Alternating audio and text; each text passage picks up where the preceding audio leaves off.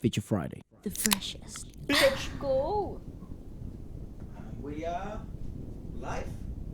I think so. Yeah, we're live.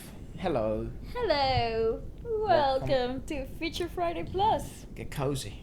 Get cozy. Just a Sunday, what is it? Evening, afternoon? I was confused between both. Afternoon is just until before dinner. Yeah, but It's people. from 12 in the afternoon onwards. Yeah, but people here have dinner like at 5. Yeah, that's late noon. What the hell is that? I thought we were Like from. when the sun goes down, that's when night. When did we ever have dinner at 5, dude? Never. Never, dude. And every time we used to go back That's home. merienda time. Yeah, that's like snacks time, dude, or nap time. One of the two. I don't know. You know, you just came back from swimming lessons or something, and then you just crash, have like a chocolate bar, and then crash. You're also doing homework. At that time, Yeah. I would do it I would go to bed without having done my homework, and really about to go to bed, like about to sleep, and then all of a sudden I just have that moment of, oh my gosh, I had homework, and then I have to wake up, and then I wake everybody up in the house, and then I'm like, oh. So homework. But I actually enjoyed homework when I was a kid. I loved it. Do you remember? Like I would be like jumping around and I dancing. know. I never minded homework. I actually, well, depending on what it was, but if we had to do anything with math related, I would definitely was pulling my hairs out. But anything else, I actually quite enjoyed chemistry. Ugh. Chemistry was such a cool subject that I enjoyed so much. You were a good student though. Yeah, I was pretty good. You just used to get bullied a lot. Yeah. Like pushed around. And thrown food at, Damn, dog. locked in a bathroom. Oh my gosh. That's rough, dude. Jesus.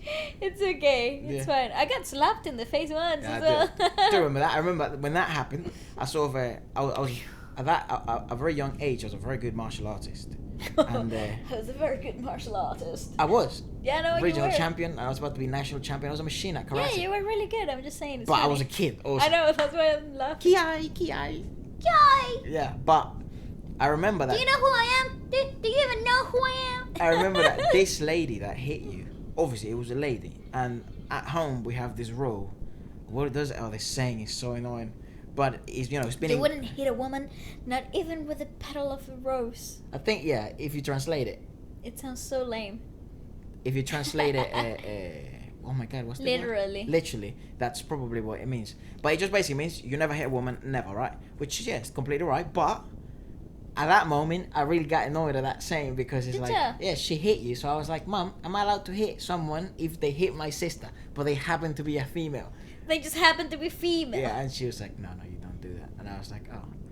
So I quite remember lame. my dad trying to got me to stand up to my bullies and stuff. I always It's thought like, you gotta fight. You gotta fight. I remember that, and I'd be like, I think that's why I'll avoid any contact. I think that's why martial arts sometimes is so like underrated, even for girls, and that's why sometimes I like seeing so many girls that are complete machines, dude. Now in the UFC, so it sort of helps that whole image. Like for example, Rose Namajunas, that girl, dude.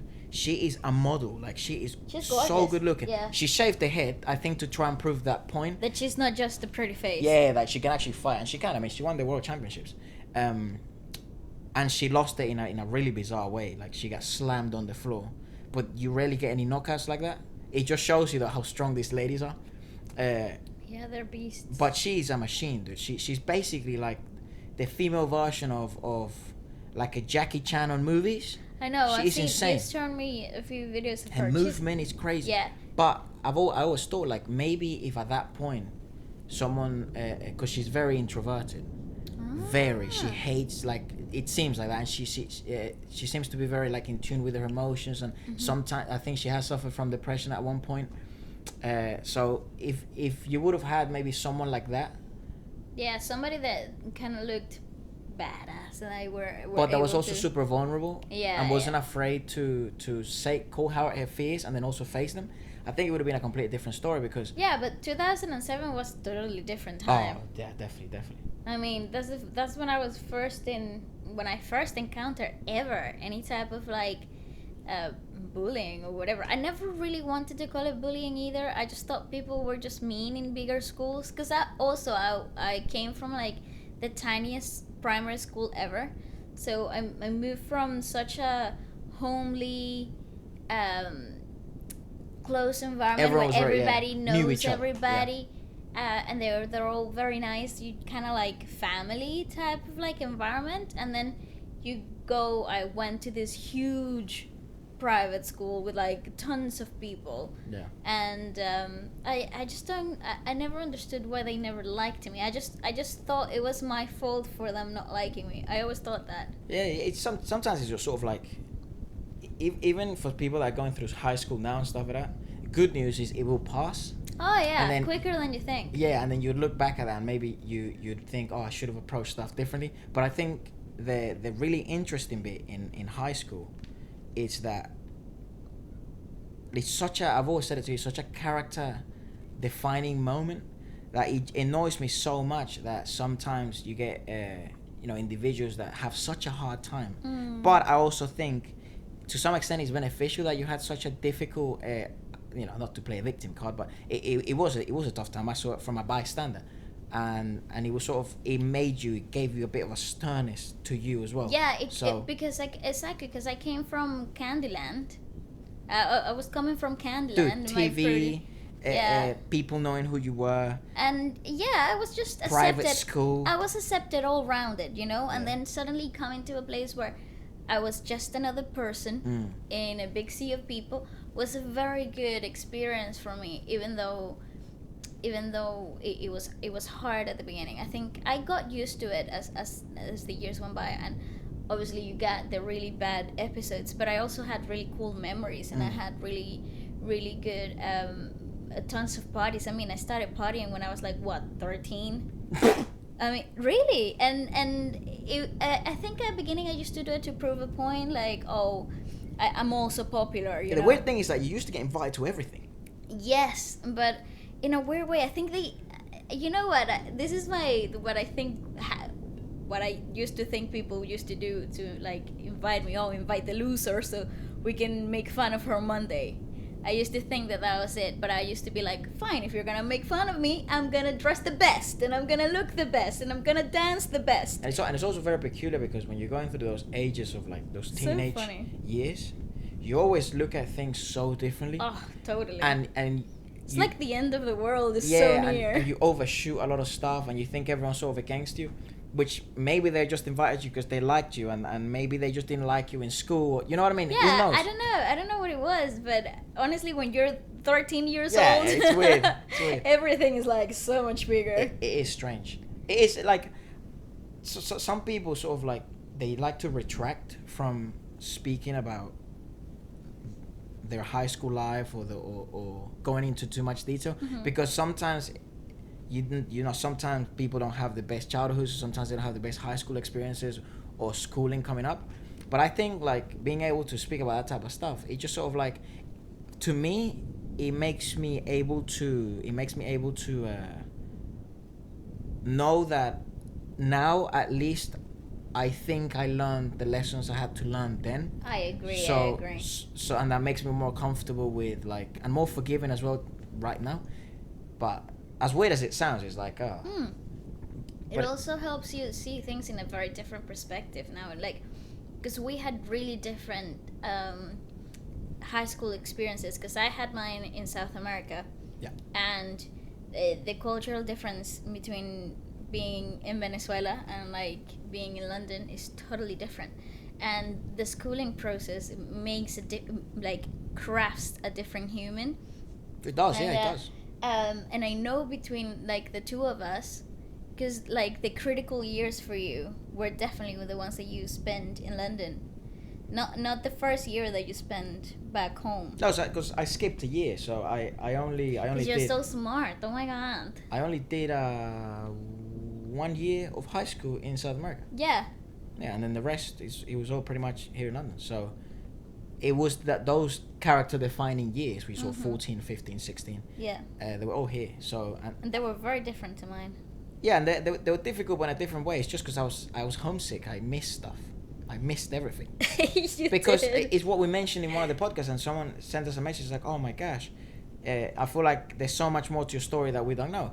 And it's like, without dramatizing it, Jesus Christ, but it's like the difficult bit was having to start from zero, because you sort of my whole life had a sort of like a purpose to some extent. It's No, like, it's like everything was planned out. Everything, you could see the future type of thing. Like, you knew what you were gonna do, and that for me was such a daunting thought. Like, it's like, oh, I know where I'm gonna end. right. Like, I know where I'm gonna end up. To me, the best thing that happened was moving. And to you was like the worst thing that ever happened to you. For a bit it was. It definitely was. Yeah, but to me, Efra, I was desperate to leave the country. Like, because I spent a year in Europe. Yeah.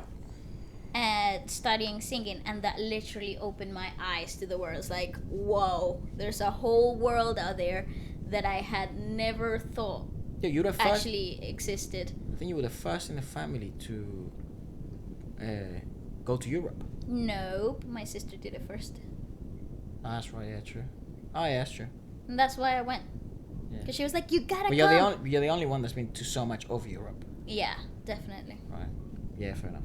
But like the first time that I went to Europe and I came back, I remember seeing from the airplane Caracas and like the barrios and everything from up top. And Efra, to me, that like my stomach sunk. Yeah. I was like, I can't believe I'm coming back. Yeah. Like, I had like this crisis the day before I had to go back to school. I was like, I know what I'm gonna end up. Yeah. I don't want to live here anymore. I wonder if like people do get that experience often when they start broadening their knowledge of the world, like when they start traveling I and then don't they know. come back. That's it's a question. I don't know. I think that was just me being super dramatic. Yeah, as but usual. I don't think it's that far of a crazy assumption to assume that that's probably a normal thing to happen. Like, for example, some of our friends that they've traveled around the world, Yeah. and then they come back again, and then you sort of They see just them. they just feel comfortable being back home. It's like, No, I see Oh, two. okay. I see two parts. One, you get those people that are comfortable, and they sort of missed it, and then you get people that are like, wow, I was so blinded, yeah, and that's this- how I felt. and then there's so much more to know, and it's sort of like, what do I want to do next? Because there's so Yeah. many options now, and I thought this was the only options I had here. And it kind of felt like I was coming back to a small town. You know, it kind Right, of felt like the world was so big, and I was coming back to a already written future. Yeah. Like, I knew where I was gonna end up the minute I finished high school. I knew what my next contract was gonna be, and like, I hated the predictability of it all. I really did. I despised the fact that I knew everything that was gonna I happen think to me. Your childhood dream was to like get out of Venezuela. That was your childhood I dream. remember since I was like 6, Efra. Yeah. My dream was to never had to go back to school in Venezuela. Why? I don't know. I think my parents used to travel a lot. Right. And, well, our parents used to travel a lot. And they used to come back saying, you know, Okay, I sounded like we have different parents. I know, I don't know why I said it like that. We're funny. But, Our they dad used used to to travel a lot. Yeah. Mommy, Mommy used to stay with us all the time. not much, yeah. Yeah, Mom used to be the one that stayed at home. But Dad used to go to America quite often. And every single time he'd come back, Bring the he'd best be... gifts, mate. And not only that, but I remember that I'd be hungry to listen to Stories. what it's like out there. You know, I always wanted. I don't know why I always felt like Valencia was like such a small town, and I needed more. I liked it, dude. I know, but I it's not that I hated it either. I think it was only after I came back from Europe, and I was in my last year of high school, and Rome is a big town, dude. It's a big city. I know, and I came back to high school, my last year of high school, halfway through the year, and I had missed the whole beginning of the year, of this academic school year, and then when I came, everybody was looking at me like I was an alien, and you know, everybody was like whispering behind their backs and like, why are you here? You shouldn't be here, blah blah blah blah. And I think all of that kind of caught up to me, and I hated my Yeah, but existence. you're also what, 16? Yeah, not even. I think I was like 15? 15. Yeah. Yeah, so you're also going through that weird period of, you know I was what I mean? like, I'm done. And then that same year, my parents decided to move, and I was like, thank the Lord above. You know, I'm packing so quickly. one thing I noticed was Bye bye. how different people are. And I don't know if this is just me talking BS. Let us know like what you actually think, because I say you speak a different language, right? So we speak Spanish and English, right? I feel like my personality weirdly slightly changes, With not how you drastically. No, but there's a slight change. I totally agree. When you switch language, Weird. so strange. I'm actually more like calm, and I'm more I think more pulled back when I'm speaking in English, and when I'm speaking in Spanish, I'm like a crazy cabra. Yeah, I feel like, and you know, that's why it's so funny, like, you know, the Latino side and this bit. Yeah. And for me it's been very weird, because I sort of have really strong two sides, and one's becoming weaker because, you know, We don't exercise it as much. well, I haven't been to South America in years. Me neither. So, and it's 10 not years maybe? it's not the thing about being in South America, it's the thing of living in South America. Mm-hmm. That's a completely different thing. You can visit, and that's cool, but living there, that sparks different stuff. Yeah, Habits like become different. The atmosphere, the lingo changes, the way Conversations, the the structures of conversations are completely the different. dynamic between people is totally different. And now that I'm here and I have friends that are from other parts of South America, you see that there's that continuum type of like dynamic between Latin people that doesn't happen anywhere else. Continuous, you mean? Yeah. Right. It's like there's this like code of conduct type of thing that totally changes Okay, yeah. between I see. South American people, and you don't see it in other parts of the world. Yeah. And it's so cool because I thought, oh, that's just a Venezuelan thing, but it's not. It's actually it's amazing to see even Argentinians behave a certain way that's quite similar to how we behave as well. And it sort of does go back to that sort of a tribe mentality of like, you feel safer with people that are from near the same part of the world where you are, it's which so is very strange. bizarre. It's so strange. Like, I'd see it. I don't find this personally, but I do see it in other people. Like, say they're from Colombia, they find it so much easier to make friends with people who are not from Colombia, but people from South America, or they then can share like the same type of upbringing or feeling. or then the closest thing you get is Spanish, from, you know, people from Spain. So it's very bizarre, and I see that sort of a weird anomaly that it's so strange, because it's like you've met somebody that you knew for like years ago. Yeah. It's so strange. When in Venezuela, right, if you were in Colombia, Chile, Peru, whatever, and then you see someone from Brazil, you wouldn't think, oh yeah, we're the same.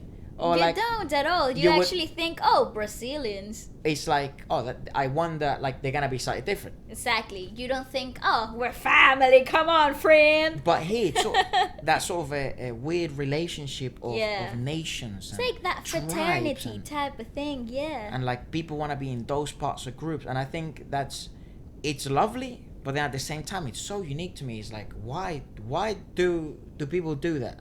Why do I also feel sort of more like for example, I love Latino women. Yeah. Like, I adore them.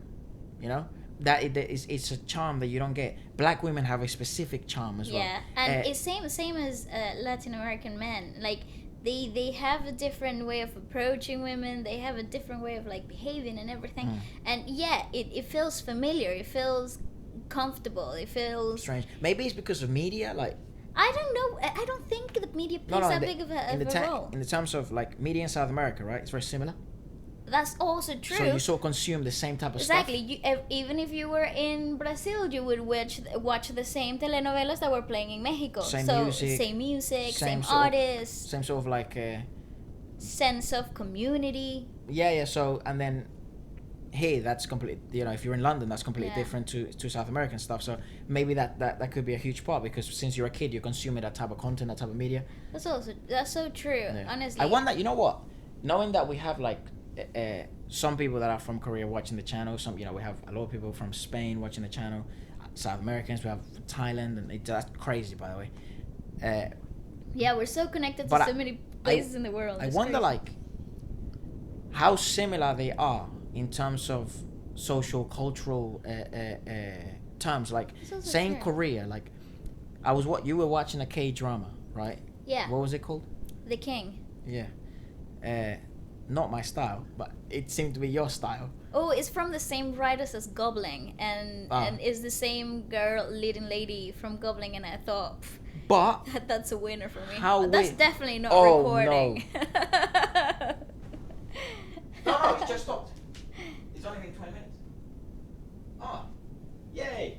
Oh, are you sure? I Yeah, really it's hope 20 it minutes is. there. Where is it? I don't know. Here, have mine. Oh, that's yours. Yeah, sorry. Yeah, it's just been 20 minutes, so it's fine. Oh, fantastic. Thanks God.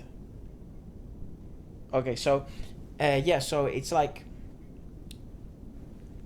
shows that go at sort of like such a big level, trying to study like the community of whatever they're trying to represent, like this time is Korean society or culture, whatever.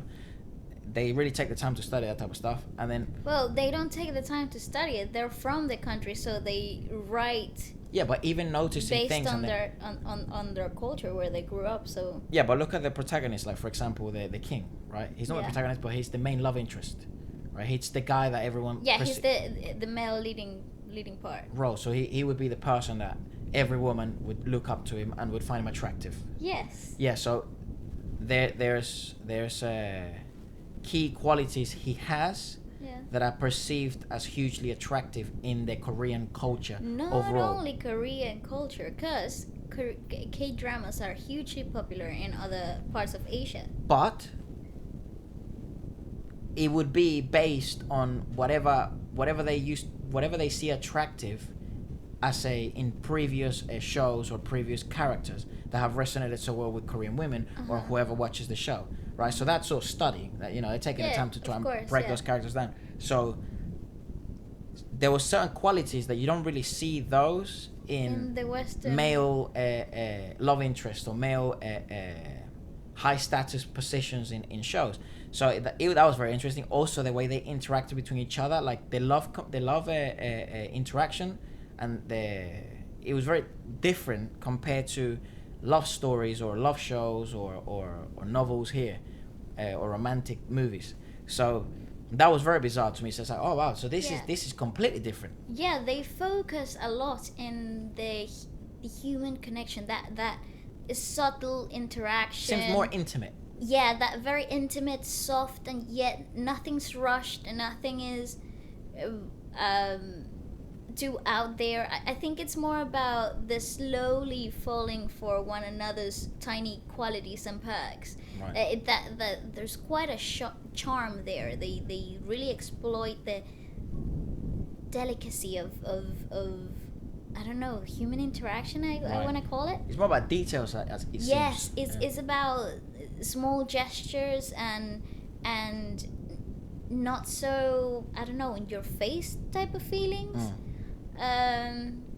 Yeah, it's very strange, and men tend to be very stern and like they like Show to very keep little emotion. very little emotion, but the female role will always fall for the tiny details that the guy paid attention to, Yeah. or how she manages to make him open up and stuff like that, which is it's quite entertaining because it makes the whole plot seem very easygoing Right. and very light.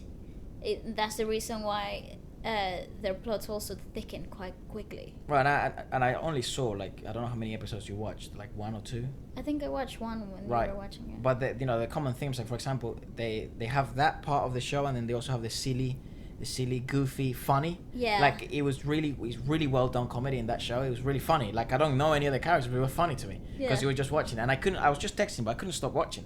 So that was really interesting. But it sort of it makes me wonder what are these little things that we find in common, like between South American culture overall.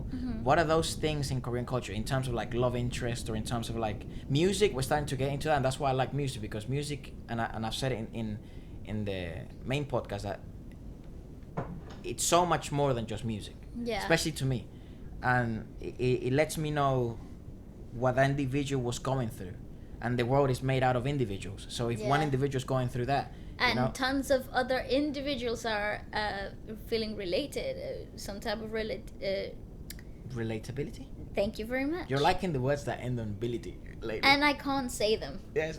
How? Why would I say? Why do I want to talk about that? Yeah. So it just makes me wonder, like, what's.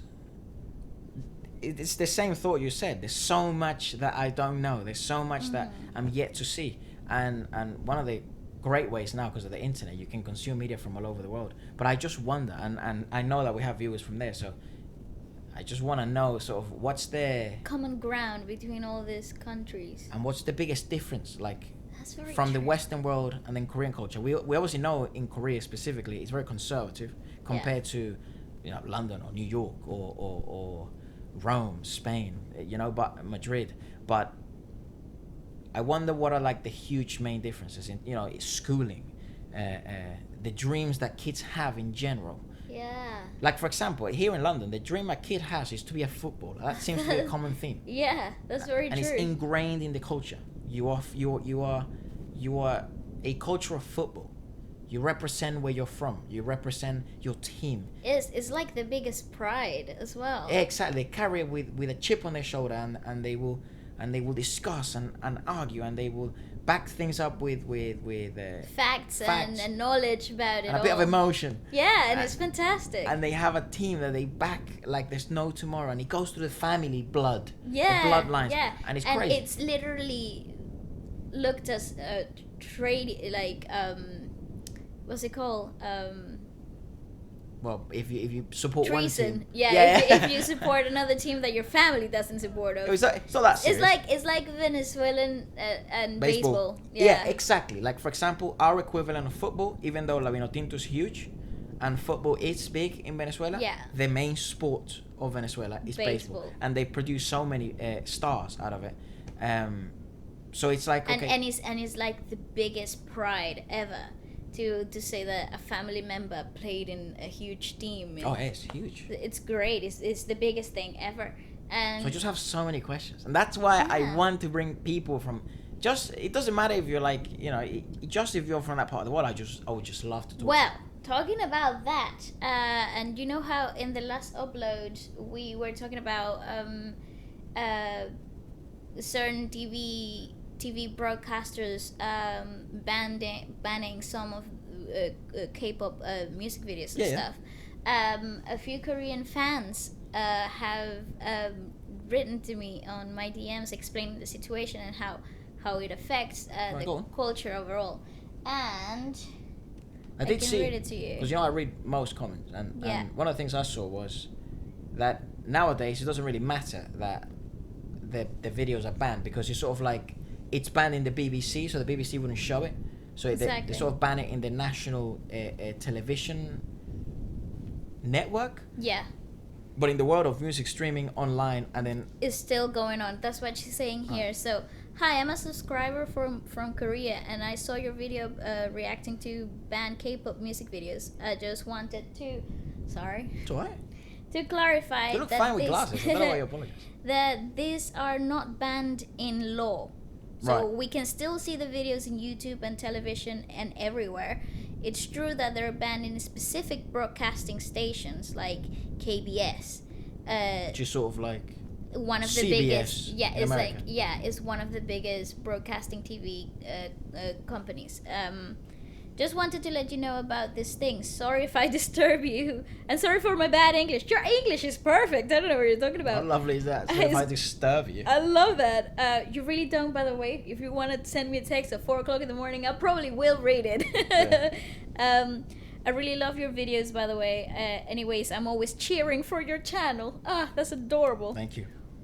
Also, about the music that was banned for using Japanese words, it's because of our history. Only about 75 years ago, Korea was in charge under Japan, and many Koreans lived such a hard life because of that. And so many have even sent to be dead because of the situation. Right. And many Koreans have bad feelings about the history between the two countries. Also, I think that banning the video is not a good idea, but I wanted to let you know about the background. That's really interesting. That's so cool. So it's sort of maybe like culturally, or in, because if the videos were shown to their fans, most people wouldn't care about the language, but because it would be in a national televised network, it's sort of like, okay, what are you representing to the country? What are you showing the country? It makes sense. Look, one of the things we were talking about is like, there's so much we don't know, right? In terms of that, like, why would they ban videos? But it was very peculiar to see certain videos be banned when there's so many others that are still live. Like, for example, the Japanese word, I would never know. But it was like one of the points I also saw in one of the comments is like, you know, so some of the videos were banned because they used the brand names. Well, apparently the reason for that, also learned because of the YouTube comment section, is because they don't support endorsements if there's not a legal contract in the way. Again, fair and enough. It's actually quite clever, because then you avoid lawsuits in the future. Yeah. I thought that was a pretty clever point. Yeah. That video was very interesting because it arose a lot of questions that I didn't think I would ever ask myself. It's actually quite interesting, and I love to react to or review more of that stuff, because it's awesome. Yeah, to learn. so many, and one of the things we're noticing is how, because of these idols and these hugely influential people that are coming from Korea, and not all of them, you know, you have sometimes Chinese idols like Jackson, or Thai like Lisa, and Bam. So from Jackson's basically from China, Hong Kong. Who? Jackson. Yeah, I said Jackson from okay. China, yeah, and then Thai Lisa, Yeah. and then also Bam from Thailand. Mm-hmm. Yeah, so you're getting all these influential people that are slowly breaking barriers that maybe, in my opinion, maybe are the ones that are holding back the explosion of some of these bands in the Western world, because they are huge. It could be because maybe the fact that they I don't know, maybe the fact that they can't do certain stuff in videos that would be super attractive here in the Western world, it could be one of the reasons why the videos don't do as well. You know what I mean? I don't know. You know what I mean? I don't know what the deal is either. I think. Oh my gosh! That mirror broke. That mirror just snapped. It just the fell. mirror broke. The mirror just The mirror exploded. just exploded. Dude. It's like if somebody literally just banged at it. No, it was like it fell down like this. Look. Yeah, that's what it felt like. It went like this. Wha-bam! Like this. Wow, no, I can't believe we got that on camera. That scared the To be crap out fair, of me. to be fair, the neighbor was banging out downstairs, so could be. Was he banging? But he was in the garden. How did it? No, but he was banging all day today. He was doing something to his wall all day, so. Or maybe it was a ghost. That was the craziest thing that's happened. The guy downstairs was hitting the No. walls. Alright, let's just carry on, it's fine. I mean, you got to see that. It would probably be a funny reaction anyways, so that. I think I went like this, like, get out of here, demon.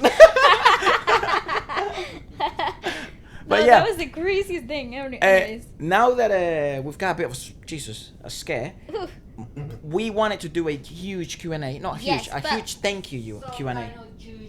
Yeah. Some kind of juju, yeah, literally. Yeah, so we were gonna do a Q&A. And quite a lot of questions were sent to my DMs on Instagram and also on community posts and stuff on YouTube. So we thought we picked the most frequently asked questions, and they were pretty interesting as well. They got really cool questions about that, and I'm looking forward to answering them. Yeah, it's to be fair, like, Mommy, you can just leave it. It's fine. because remember, Mum, it's gonna be on the mic. Yeah, you can Just leave it, just leave it. We'll clean it after. Again, it's so strange having everyone at home. It's so weird. It's You know? the weirdest thing ever. It's super nice though. All right. I love it. So, Once again, we hope you're staying safe. Number one question that was like super asked Like was number one most asked question. was where are you guys from? Okay, so I know we've said it like dozens of times, but we were born and raised in Venezuela, South America.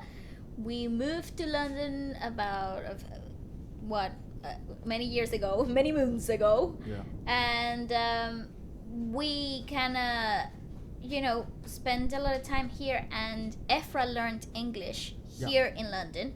But in compared to me, I learned the American way. So I learned English like way before Efra even liked it. Yeah, mate. Like my family always used to like speak Speaking English in shops that were obviously American, and they would serve us in English a lot of the times if the person obviously that was there spoke English. But a lot of these like with some fashion brands or just even restaurants sometimes they would have people that spoke English for some reason.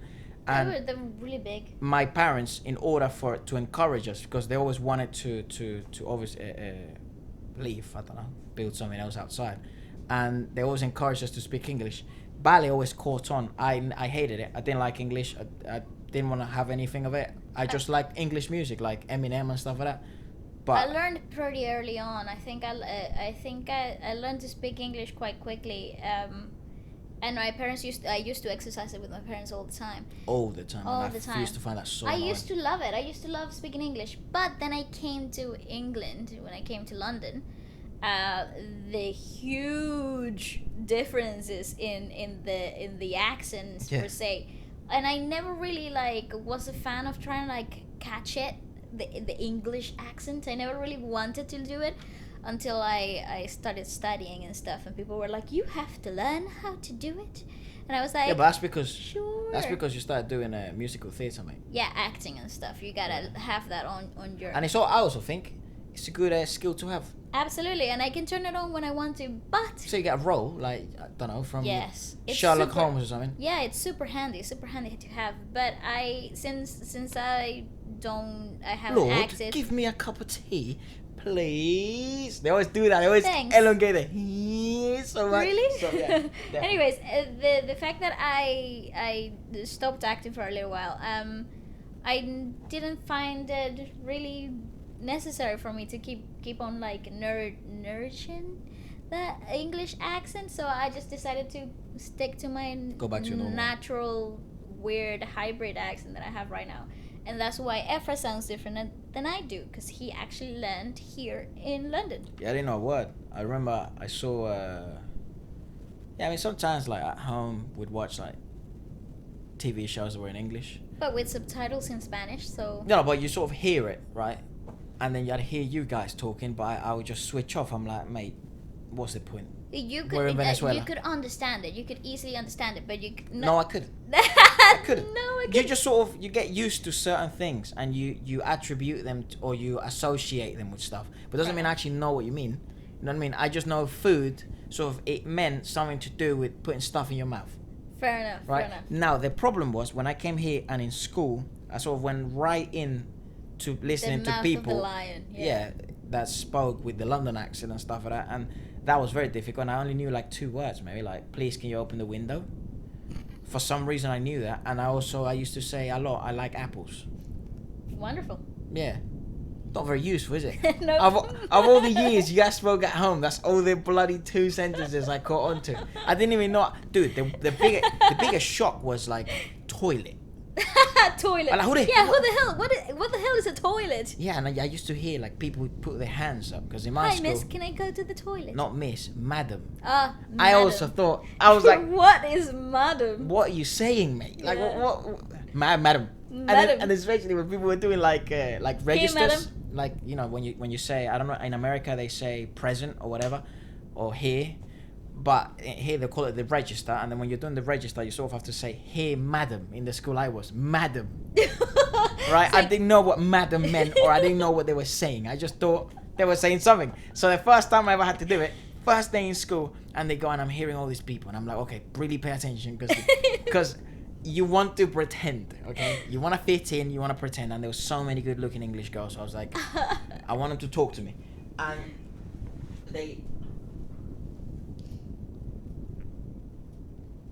And I think they said, you know, Efran. They couldn't pronounce my name, so he just said something else. Like Efran, and I hate that one. That's another deal about being here in London. They would never get our names right, ever. Yeah. Not to this day. I'm still Waleska in some places. Waleska.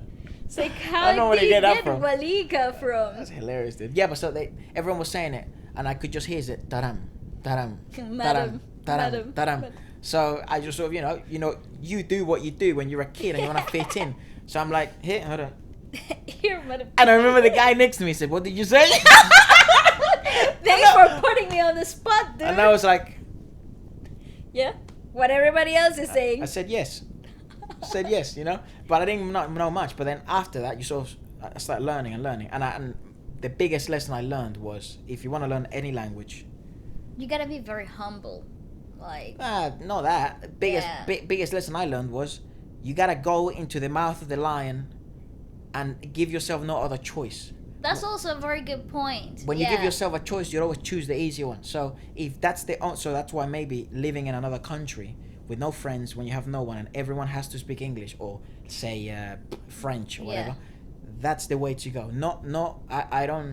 I'm not a big believer in, like, if you go to that country and then you start hanging around with people that also speak English, but you're trying to learn French. That isn't the way to go. No, it's never gonna expose you to the need. You're never gonna have the need to learn. Choose the harder path. Yeah, it pays off. I know at the end. that's what happened to me when I went to Italy. I don't know. I spent a year in Italy, and I could get by, but because the place where I was studying, they could speak English, and the lessons were in English. I literally had no reason to speak Italian. Yeah. Even though, I kind of like used to get the phrases and where's the restaurant and where can I get my bill and stuff like that, but never really couldn't like make a full-on conversation out of like sentences, Yeah. Which I thought was like, that's one of the things I regret about being in Italy for a year and not actually learning anything. But it is very bizarre that if you learn it, so I learned English here and now I sound like this, but then if I would have learned it in America, you would have sounded a little bit more like me. Yeah, that is so weird to me. Yeah, the fact that you just copy, isn't it? That's all you do. That's exactly what you do. Yeah, and now like I can't switch it off. I know, it's crazy. That's exactly what happens to me. And then if I switch it off, I just feel fake. Duh. Yeah, so it's like, why are you trying to speak something else, mate? It's like, why are you trying to be somebody else? That's also you bloody are, you know what I mean? Just deal with it, And then the other bit was this though. Hanging around with tennis players and then going to academies and training and stuff like that. Everybody's so posh in the tennis world. No, everyone has such a different accent because they're tennis players from all over the country. Good tennis players from their region or the top players from their region. You get people from Manchester, you get people from Oxford, you get people from the north, you get people from the south, you get people from the southeast. It's so funny. I had a stage where I was speaking like I was from the south, like South London. You know what I mean? Yeah. Where I was saying bruv and I was saying all that stuff. Yeah.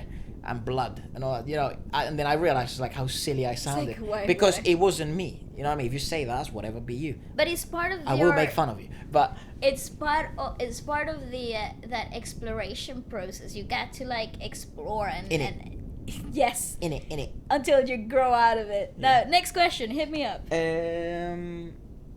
Have you ever done anything crazy like bungee jumping or paragliding? I would love to. I'm a adrenaline junkie. No, I have not. Yeah, no, and I won't. I would love to. Actually, my mom and I have plans in the future to go bungee jumping or jumping out of a plane. We like that idea. Why? Because it's cool. Why wouldn't you want to do it? Skydiving, that's awesome. High possibility of face planting the floor. It's actually such a cool idea. I love that. And I love roller coasters and I love hanging from my feet. I love anything with heights. Being really up high is so cool. I love that. And that's where we differ. I appreciate life. I think it should be preserved and multiplied. I think you should encourage procreation. No deletion of the species. So I'd say no, I haven't, and I probably won't. Shark diving, no. Anything that involves gravity working against me, no. Anything that involves a slight possibility of death or bodily harm or loss of limbs. No. And here we go, in the other side, me. Anything of that matter? Waleska's in it. But I love that stuff. I do like a bit of, bit of that adrenaline rush. But on the way there, you're nearly dying. I mean, I get on roller coasters and stuff. Yeah, but you die on the way. No, the queue, dog. Yeah, It's you the die queue. on the queues. It's the queue. You see him, he's like pacing back and Yeah, forth. you're like, oh. And he's like making conversation out of the most ridiculous things ever. Dude, I had a girl ask me out on a date to like to Like a theme park. yeah. She invited me to. It's that one. It's not Thorpe Park. It's the other one Alton Towers? where the lady lost the leg. Alton Towers. It's not funny, mate. I just love how you use that Bloody as serious. a reference. Well, yeah, not to get sued by them for lack of, what do you call it, like misrepresenting who they are. They're very safe, apparently. But yeah, so she invited me to Alton Towers. So you have to stay there, and then that means there's no end. Exactly. It's what a 48 great- hours of death. That's awesome. So I just said no. I was like, no. I said no. There's nothing wrong with you, mate. You're beautiful. That's fine. It's like, no. It's just a wrong It's idea. just the location. It's wrong idea. Now you've let me know you're one of those crazy people. So you're always gonna push. No. Oh, this is the funny thing. In our family, the three women are like crazy about like roller coasters and jumping and doing crazy stuff. And then my dad and my brother are like, yeah. Oh yeah, you guys are crazy. I never realized that. No. You guys are crazy with like adrenaline stuff, like Yeah. especially roller coasters. Yeah, Mom, Jason, and I are like cray about it. Yeah, not me. I'm not really crazy about it. I would get on it, definitely. I get on everything. Yeah, but But- you don't really enjoy it that much. I enjoy the after bit.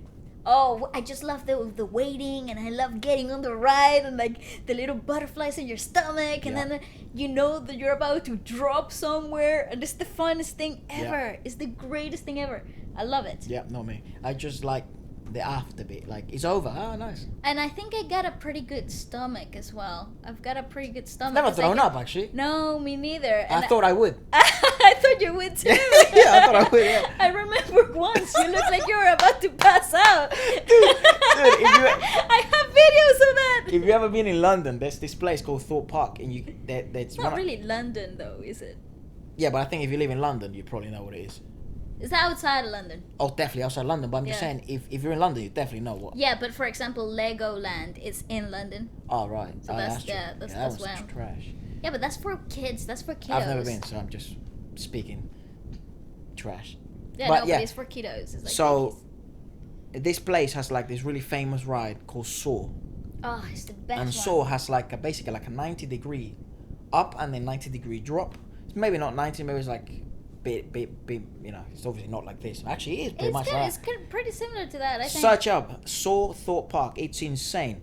That one, dude. The beginning, it's so dark, and you don't know when you drop. It's just like a little drop. It's the coolest thing, especially when you go at night, because you can't see the daylight outside. Like you don't know when the tunnel ends. It's the best. But usually the park, I think, closes like at 6 or 7. Oh, it's because you unle- never done it on Halloween. Yes, Oh. I did. I stayed there once. Oh, I did Halloween too. But- we didn't do it together. Oh, we should have done that. Hell no. It would have been weird. It would have been weird because you're such a scaredy cat. Yeah, I love it. you would have gone on all the like scary stuff. Yes. I went on the scary stuff with a bunch of guys, so I felt like I had to pretend to be a macho man. I think all of your friends are also scaredy cats. Yeah, to be honest, yeah, to be fair, yeah. That group of friends. We all look like we're not, but we are. You're such. Yeah. So this drop, we had just had like hot dogs or pretzels. I don't know what we had. We had like all the trash food. We had it Yeah. that day. And the first drop, dude, I kid you not, the whole sausage came up. The whole sausage. And then I was like, oh no. I was like, that's just the beginning. So I went through the whole ride, dude, with a white, pale face, Yes. looking like a dead mouse. And I used to think that you were about to pass out or die. Yeah, and I was just so happy it was over. I couldn't believe I kept it in. Well, it was just in their throat, tickling. It was disgusting. That's the funnest thing ever. All right, next one. Are you siblings? Yes. No, I don't know who she is. Yes, we are. We're not. We are. That'll be a good siblings. conspiracy theory, wouldn't it? Yeah, definitely my little brother. Yep, I'm the youngest one. I'm 3 years older, and I'm the middle child. Yep. Yeah. Yeah. That's it. Yes, that's the easiest question. We are siblings. I don't know. We I don't grew know what you're up saying. You're saying it together. weird, but I'm just saying. You did. It was you made it so awkward. Why are you making it awkward? I didn't. Wasn't making. I was just thinking like, the thing is like, so our older sister, I didn't really get to. Spend too much time with Yeah, her. because she left for Europe when I was really young, so that's why it's like, oh, that is true, but I never really got to live with her that much. Yeah. You know what I mean? So that was that was kind In of bizarre. comparison to me. Yeah, we did everything together. Everything, Yeah. like since dude, everything But I did. All the things that I did with you, you did with me. I used to do with her, and then passing down to you. Yeah, because so basically you had the younger sibling experience. Yeah. With just it makes sense. I just remember everything you used to do, like everything I'm into now, it's because of you, except for tennis and except for other stuff that I've developed as I become older. But music, you, love for cameras, you, speaking, being a bit crazy and stuff, like the love for interviewing people, the love for being in public stages stuff, you. Yeah. Oh yes, actually, you used to be such a like shy little baby, and then you overtook me years later.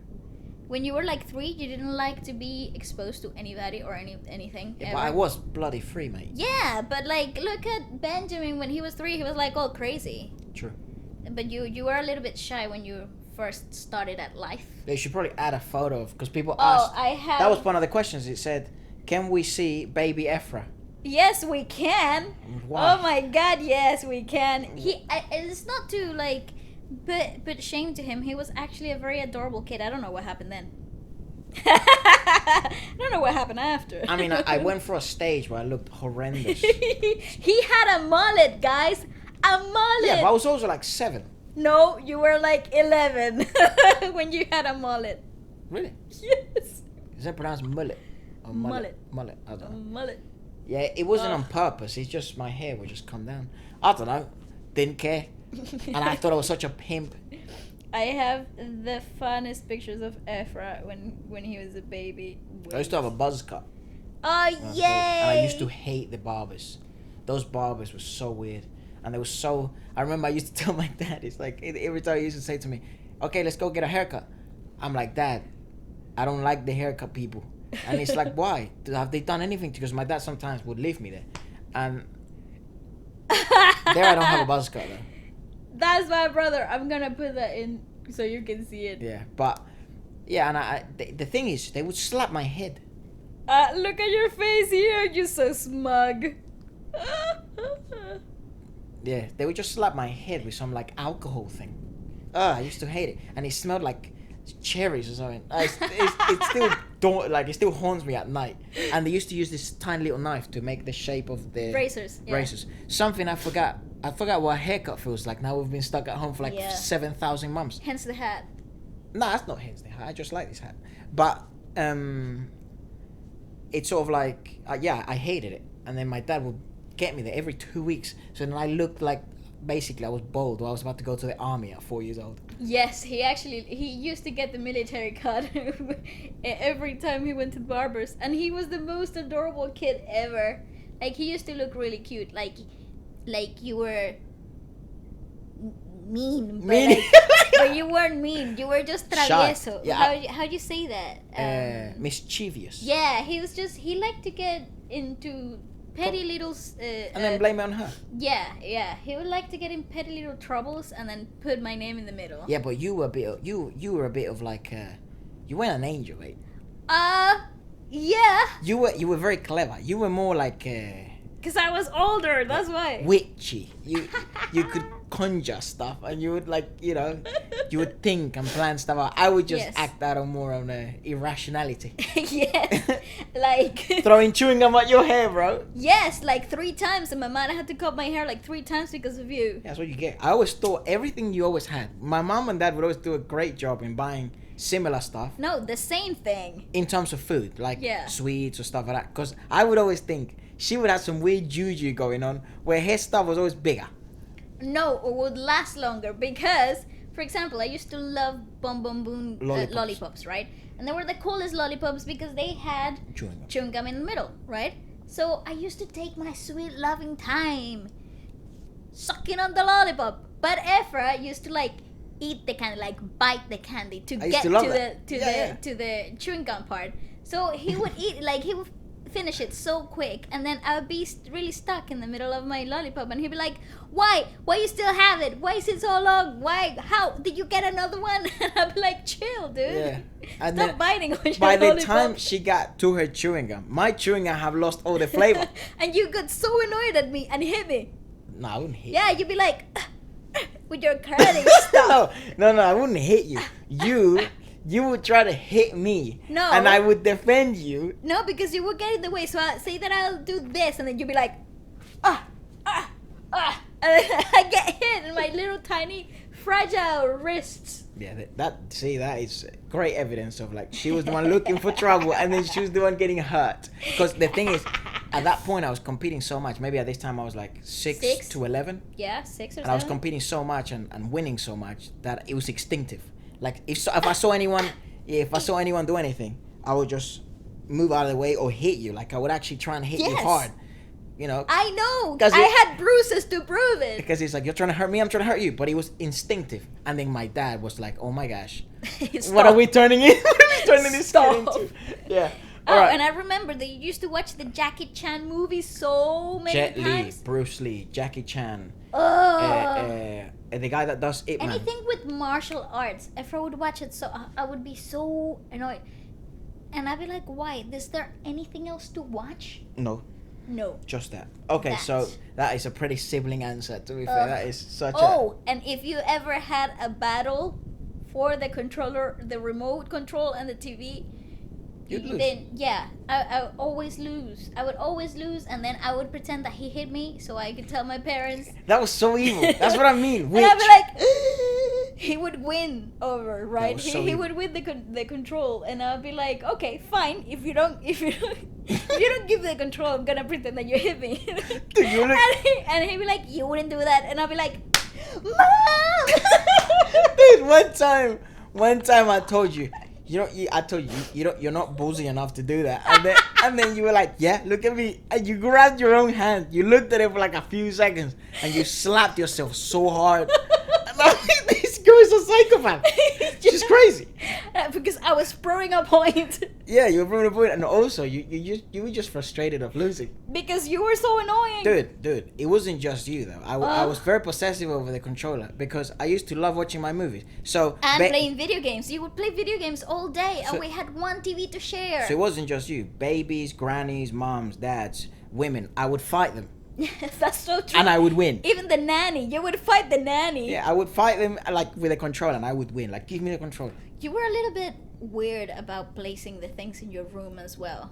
What do you mean? Like, you had a very methodic way of putting like your toys and stuff. And like our nanny and the cleaning lady will come in to like fix everything, and then you'll be staring at them like looking really mean because they changed the way that you left them. That was a crazy kid. And you'll be like, Mom, I don't like that woman. You gotta fire her. She moved my toy. Because I would have these Max Steel toys where they were like action figures and they stood in certain ways. No, you put them in certain ways. Because that's how they looked in the advertisement. Is that that's how they looked in the advertisement. And I wanted to recreate. Such a weirdo. Yeah, because the toy. One of the things I never understood is it's the same in games now. Why does the cutscene always look better than the actual game? Yeah. In there, they would make him come alive and stuff, and I was like, okay, well at least I can pretend they look like that. Yeah. And I would put them like that, like in certain ways, and then there comes this lady that cleaned the house that I didn't know was a lovely lady and all that stuff. And then she would move them, and I would watch her. It's like, why is she moving them? It's like, she's taking the magic away. Why doesn't she just clean them? And then I remember around it. I would go to my mom and like, Mom, I don't like that lady. You gotta fire her. You gotta fire her. Dude, we were so crazy. I was so crazy. But yeah, and I sort of liked it in specific orders, the cars and stuff like that. Yeah. You're so anal about it. Crazy kid, dude. Crazy about that. Yeah. All right. Another question. Oh, this is a good one. What's the performance that changed your life? Well, in terms of personal experience with performing, or like. Well, in personal experience performing, it probably was the time that the first time we played for like 20,000 people. San Diego, yeah. That was definitely the point where I consolidated my dreams as a performer. That's the day I said this is what I want to do until the day I die. Yeah. I agree. Yeah, that's when I first said this is what's gonna be the rest of my life. The 20,000 is a lot of people. It was crazy. That's the day I decided that I wasn't gonna do anything else. Yeah. That wasn't the moment where I realized I wanted to do that for a living. That was the first time. The second time was like the times after that. They just came to me as like reassurance, Like I would always look forward to those performances, and I would feed off like the crowd, the environment, the people, and like the whole backstage interviews after was so weird. And everything. Yeah. Like the whole leading process and the aftermath. It was so cool. And how old were you? I must have been about 10. How old were you? Like 7? Probably 8, yeah. 8? 7, So 8, say 0 were 8, 9, 11. 10, 11. Yeah, I must have been like 11 years old, 12 maybe. Yeah. And I just knew that's when I said this is gonna be the rest of my life. Yeah. That wasn't a moment for me where I said I want to do this for the rest of my life. I never had that thought ever. I always wanted that since I was like 5, but that was the day like I consolidated like my dreams. I told you I was a crazy kid, so I didn't take it for granted. I enjoyed it so much, but I kind of knew it was gonna happen every year. Because it was seasonal, right? So it was from August onto like January. Mm-hmm. January. Why do I keep saying it like that? January. Yeah, January. So I knew it was coming every time. and when you're that young and you're sort of earning money from doing something you adore, it's very weird. You don't realize how. I never understood the part of getting money from it. Like I never understood that. I did. I that was one of my favorite bits. To me that wasn't reward enough. Like to me the whole experience was so rewarding that I didn't really care for the money part. Never ever, not even to this day have I ever cared about that part. Yeah, you don't. Until I realized that you gotta pay bills and stuff, and like taxes come around and that's why. Yeah, so I think that was the pinnacle. Not to drive too much away from the question, but that was definitely the pinnacle for both of us, and that's why sometimes even if we weren't recording, I love talking about this stuff to you because we had the same experiences. Most of our experiences have been the same. Yeah. Apart from when we moved here and then we started going our separate ways. You started, pursuing your professional career. Let's formalize all the experience, knowledge you've acquired into performing arts. Let's put a piece of paper to this. Yeah, let's actually, formalize it. Mm-hmm. And then I went a completely different way, the athletic way and the academic way and athletic way for a while. And then, but apart from that, we've had the same experiences. Yet, in my eyes, they were so different to how you saw them, and how you saw them were so different to how I saw them. So that was definitely, though, we can agree that 100%. It was definitely the pinnacle of everything we've ever done in terms of performing live. And that's still one of the feelings that I still cherish, and I still sort of, I have this little vault in my heart and my mind, which I just want to try and get back to that again, because it's a weird experience, but it's so serene yet chaotic, and there is a magic element to it that is so hard to put into words. And it was a good performance too. It was my favorite. It was the greatest thing. Like honestly, how many years in a row did we do that? Every year, pretty much. Yeah, we did that many years like in a row. Like 8 years in a row, yeah. Yeah, something like that. But the first time that we were for 20,000 people, I was absolutely blown away because. We're gonna try and get some photos or footage and stuff like that, so you guys can see. There must be somewhere like MySpace or something. Yeah. There must be some of that stuff. It was a genre called gaitas, which is folklore. Yeah. Venezuelan folklore. So that only comes around at like Christmas time. And then this was a Christmas festival, but the thing about Christmas festivals compared to like Europe or America is that they're not quiet. It's a party. It's like Reading Festival. It's like it's like a music festival. So you go to dance, drink, have fun, and hang out with tons of people. And I remember, Efra, that I so clearly now that we're talking about it. I looked up the first time we stood in the stage to do like technical blocking and stuff, like test the sound equipment and stuff. I stood there and I thought, wow, it's such a big place, it's such a big venue. But that same night when we went on, and there were so many people, I remember that the heads kept going on. And The on. further I looked, the more people, and you turn to the side and there were people here and then more people there, and it was nuts. Yeah. To me, that was insanity. And You had a way better view than me though, because I'm always Yes. I'm a percussionist, so I was in the back. yeah. You obviously the I first was line I of was sight. I was front line. So if they throw tomatoes, you're the ones that are getting. Yeah, and I remember like it was crazy. It was such a crazy experience, and I would love to relive it. And then that's when you get older, and we had to make such radical changes to our life because just things happen, I guess, and you have to start from zero. And then the things you take for granted, like for example, making money out of the things you love, like for example, Having to work as a waiter. bartending again. Yeah, and it's all tough life, whatever. Everyone has to do that, and it's true. Like It's true, but it makes you realize how important those moments were in your and life. how crazy fortunate we were to even have been able, and how crazy the upbringing we had, and an amazing job our parents did of when you have such a crazy lifestyle and crazy life and not turn into a brat. Yeah, normalizing everything. I think the best thing our parents ever did was normalizing what was seen as extraordinary.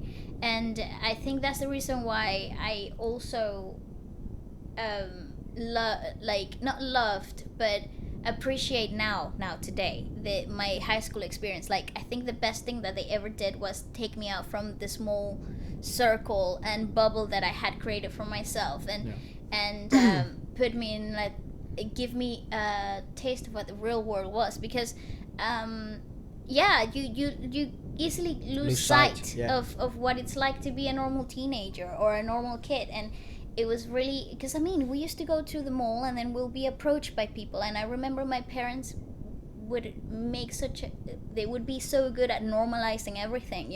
They never made a big deal out of anything. Like, can we take photos? Can you sign this? Oh, we have this album of yours. We have this. I saw you this place. I saw you that place.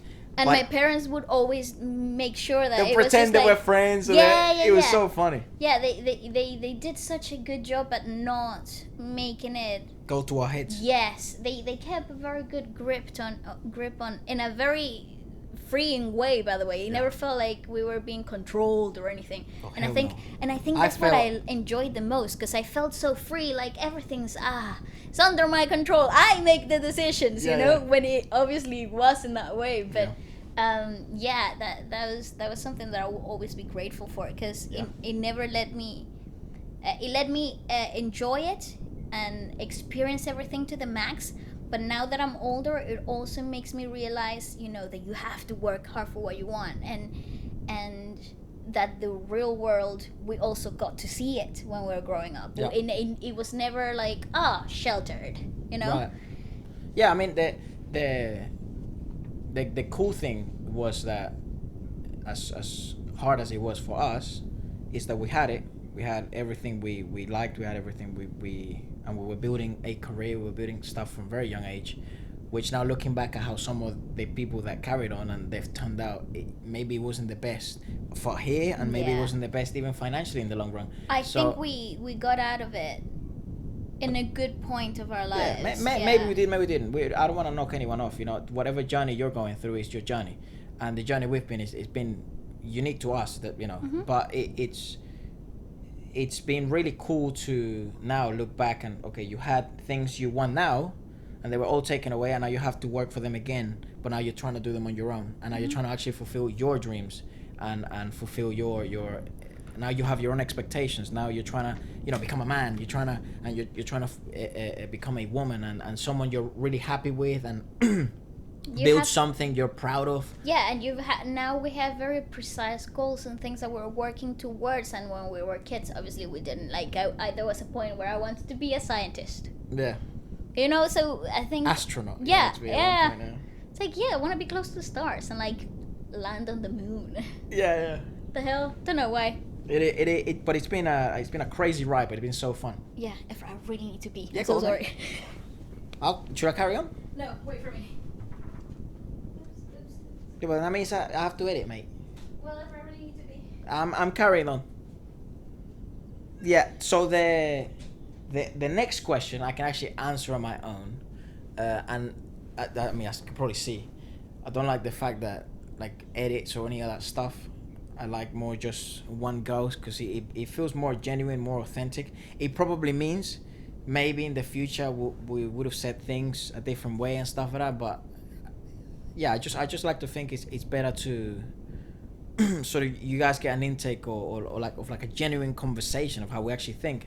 And as I've always said, my actual dream is or my objective I should say is to get some of you guys or guests and stuff on this podcast so we can converse and then sort of hopefully people can get value from that conversations and learn new stuff or yeah, anything like that. That's probably what my ultimate dream for this podcast is.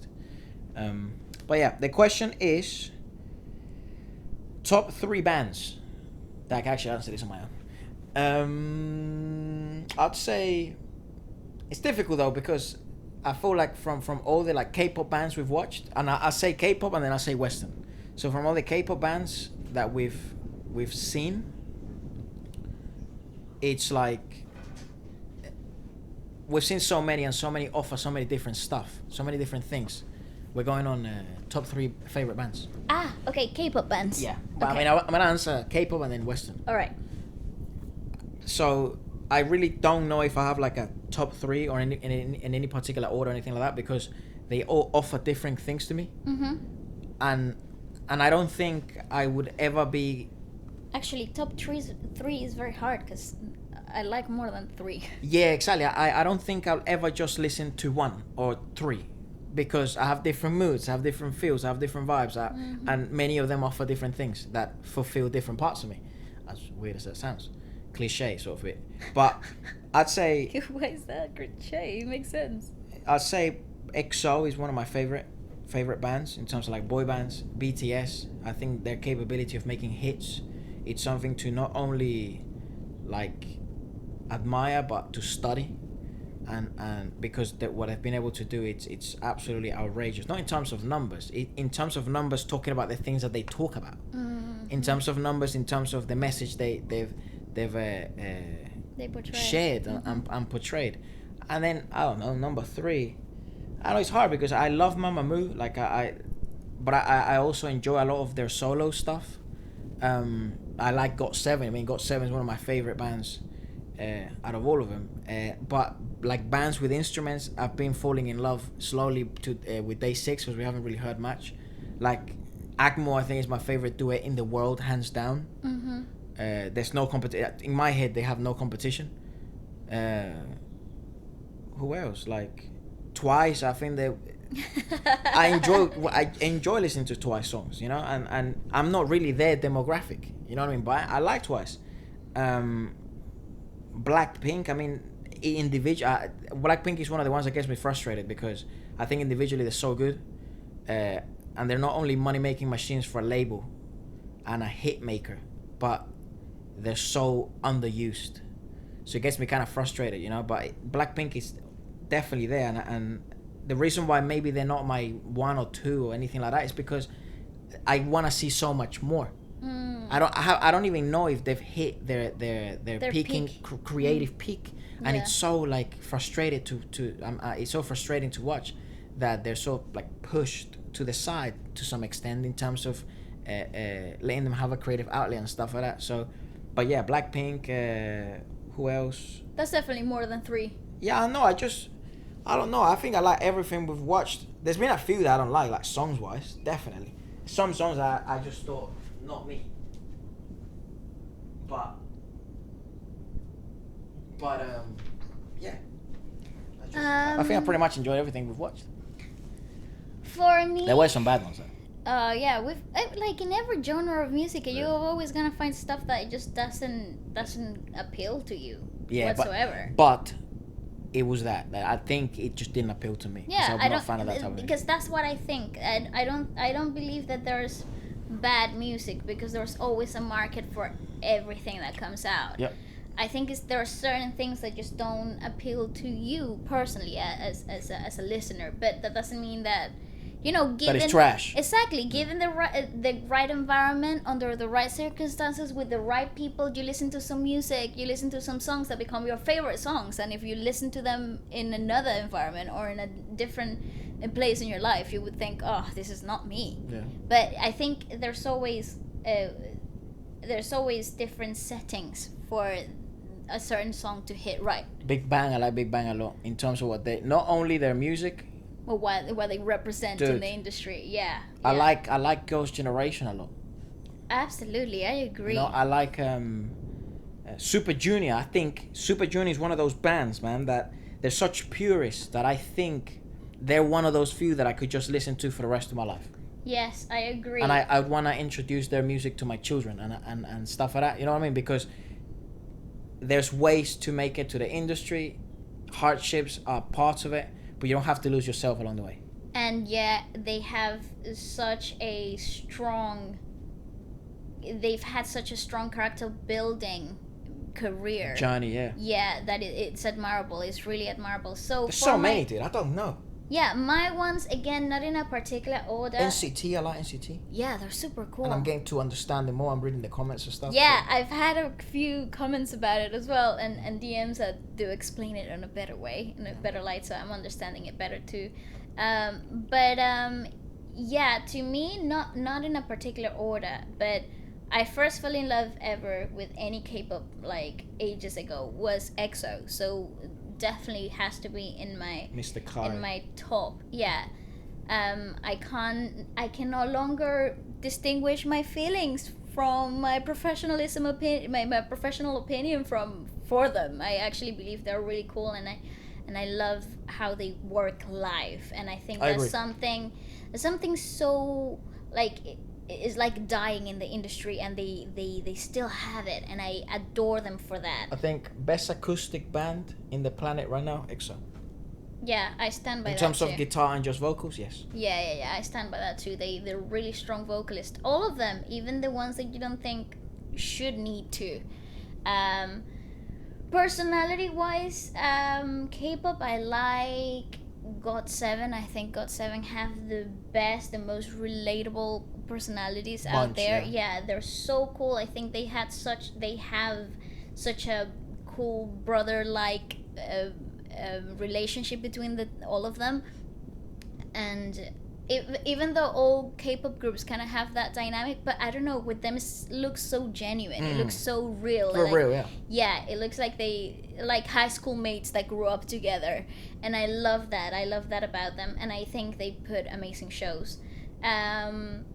And vocally speaking, Mamamoo really takes the crown for me. Dude. I think all of those girls are incredibly talented, and I just want them to blow up so big in the Western world. They've got so much potential, and I think they deserve way more than what they have right now. And I think perhaps they're still at the beginning of that crawling in the industry, like growing there. And I just think all of them are so solid as people and as performers, and that balance is also key. I think they would have a huge market in the Western world, man. I agree. I also think Like so. if they get pushed the right way, dude.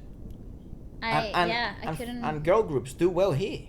Yes, totally. People love a good girl group, especially People love when Little they're Mix. People love Fifth Harmony. People love like Spice Girls. People love all that stuff. So it's part of the culture overall. That we like to see four girls that sing and dance really well, and they're fashion icons, and then you look up to them. I mean, they've got the right recipe, and I think they just need to be pushed towards this side a little bit more, because honestly they've got so much to offer. I'd say just give them a few features. So a few Western features, and then they'll kill it. I've been obsessing, like binging one video after the other of Sola's YouTube channel.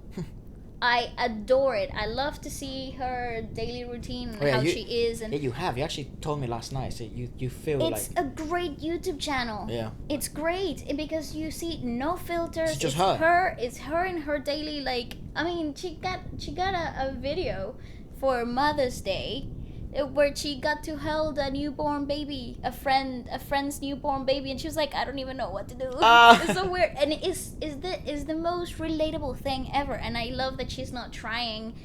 Oh, like I'm a YouTuber, and I'm gonna show you my life. No, it's more of like. It's like video journals. Yeah, and it's awesome, and I love that about him. Does she? Do you know if she edits stuff Yeah, herself? she edits all herself, and she posts themselves. That's good. Yeah, she works really hard for her YouTube channel, and that's good because it's really cool. One of the things I mentioned when HWASA opened her Instagram for the first time, I don't know how much handle they have over that stuff in terms of how much they can post, what they can post. I think she manages her own account too. No.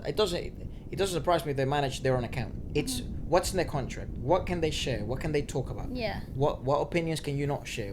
Because remember, things are different there. It's not like here. So. Because they're under a label that has a lot of hold. And scandals are a thing there, and the media's trying to fish for negative stuff. So seeing that she has such she's open in a platform like YouTube, and she's trying to share herself as who she is. I first think it's a great way to strengthen the relationship between you and your fans. Number 2, it detaches a bit of your income from the label. Yes. No, I actually think her YouTube channel, even though it's hers. Yeah. I think it's a big asset in the Mamamoo So world. So that's what I mean. Yeah, so I think it's tied to their contract. I think it was her idea, but they saw profit coming from that, and I think perhaps.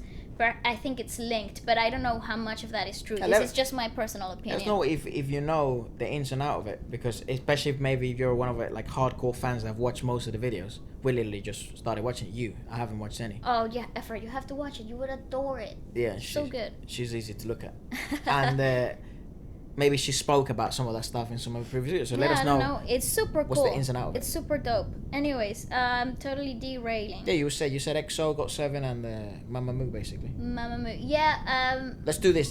Hold on. So let's do now. Who are your favorite solo artists? Okay. Well, and then we'll do the same thing, Western. Oh wow! All right. K-pop wise, solo artist. That's a tough one. I'll start. Solo. Oh, like in terms of like bands. Best solo project that you love. Sam Kim.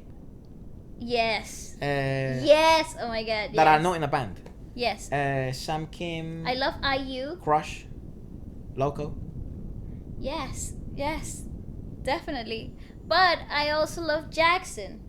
Jackson Wang oh, dude. By himself is like so solid. Yeah, Jackson must be like my number 2 or 1. Whew. Sam King and Dean. Come on, what are you talking about, Dean? Okay, obsessed over Sam Kim, Dean, IU, Jackson Wang. That I literally have them on my playlist. Crush. And I play them every day. Crush. Zico. Zico's so good. I like Lehigh. Oh, she's or great. Leahy. I don't know how to say her name. Who knows? But she is fantastic. So sweetest vocals ever. I mean, this doesn't count, but everyone knows Dio. Definitely Dio. It's an easy one for me. If we're gonna go that way, Baekhyun for me gets it. Yeah. And Chen's really good by himself as well. I like HWASA a lot, man. Oh her my music god, is so good. Yes. Her music is a joke, mate. HWASA, she's my Korean Rihanna. Rihanna. Can you imagine? Do you see what I'm saying? If they manage to pull those powers together, crazy. It's not that I'm comparing her to her, but it's just I feel the same thing that I feel cares? with Rihanna. No, but this personally, I want to explain. No, I don't care. I care them making a song together. That's what I care about. Yes, well, let me explain my point of view here. Rihanna. I've been obsessing with Rihanna since I was 10. She was the person that I've always looked up to, her whole career. I've followed it closely. I love her. Yeah, right? it even caused family beef because I like Chris Brown. Oh yeah, and I was so upset about that for so many years. Never mind, moving on. Don't condone his actions, right? You're still salty about it. Totally. Let's not talk about it. Okay, and that's the same feelings that I have for that admiration that I want to get to understand her better. I have the same feelings for HWASA and what she represents, and I don't know. She is so strong. She has such a Beyonce vibe, but she's the sweetest girl, and I don't know, there's so much world potential, and there's so much strength of character, her whole journey in the media, her training years, and I don't know, I find so many relatable things in her path that I call myself to, because I've gone through similar things, and I've experienced similar stuff, and I don't know, I find her very easy to admire. It's very easy to follow, and I just love her. Definitely. I agree. Who else? Like, maybe based on like dancing. Oh. I really enjoy, like, as a guy, watching someone like Kai dance, and seeing that it's, you can be really, really manly and do certain stuff or wear certain stuff that I would never thought. Mm-hmm. Like, because he is like really manly, like, it's really like he's athletic, he's the way he carries himself is the way I see in people that I admire and stuff, and I'm like, I'd like to walk like that, or be that stern and and strong, and so seeing some of the stuff he's done, it sort of makes me, oh damn, like, you can do things possible. right. It's you know what I mean. Female, probably, but also Jackson Wang is pretty. I think it's probably, if I was a dancer and I wanted to train to be a dancer, I would look up to Jackson, and I would try and copy everything he did. Yeah. Because I think he's a great guy to model. I think his swagger comes from his personality, and I think that's something that people kind of like detach one thing from the other. But from being a dancer, I can tell you the easiest way to look at somebody's personality is through their dancing. Right.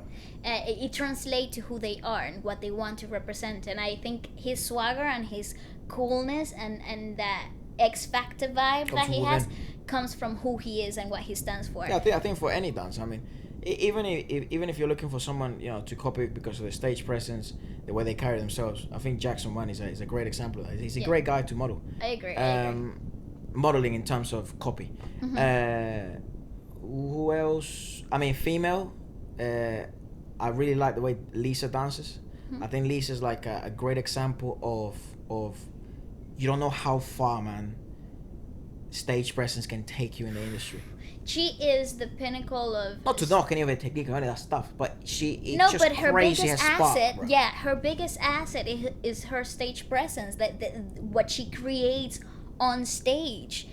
I agree with you. It's so important. That Lisa effect is weird. And it's so overlooked. It's so overlooked in the industry. I remember in my training years, I used to have a guy came over to do some mentoring for us, and he said to us, I am not the greatest dancer. I don't have the greatest technique. I'm not the most flexible. I'm not the best at anything.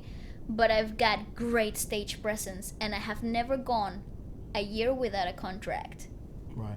And to me, that was something that marked my whole career, because I when you're training in your training years, you want to achieve, you technical want to perfection. be the best at every single thing. And ballet wasn't my thing, but I wanted to be the best, and I tried so hard. And one day he said to me, Waleska, you're not ever going to be a ballet dancer ever in your life. You're never gonna be good in point shoes. Admit it. Take it. Yeah. But you can be the greatest ballet dancer because of your stage presence. The stage presence. Yeah. What you have to spend time in is your stage presence. How can you become that person that takes the star of the away? show, dude. Yeah. How are you the center of attention without being in the spotlight? Because that's what's gonna give you more success in your career. Dude. And it's such a weird thing, because nobody else talked about it. If you have great stage presence, right? Because Lisa doesn't have great stage presence. She probably has like world-class level. Yes. Like, other artists look up to that. Absolutely. To try and copy that, because then if you're doing a specific show which it isn't your most comfortable one, it's not masking it. It becomes irrelevant, because it's more about the experience of watching you. You know what I mean? Lisa has that effect, dude, and I call it the Lisa effect because it's so peculiar. I haven't seen it in other people. One of the people that does it is Chris Brown.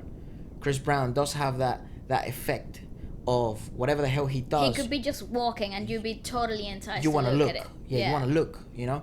For the wrong or right reasons, who knows? But you want to look. Yeah, no, I agree. And that's why I admire her so much. And that's why I admire what Lisa represents and what she is. And the fact that now she's mentoring and coaching. That's crazy. Yeah. It's insane. What else? Like, yeah, that's probably for the K-pop industry. I don't know. I'm probably missing people, but it's hard to sort of pick in there. How about you? Dancing wise, Because you actually have knowledge of that.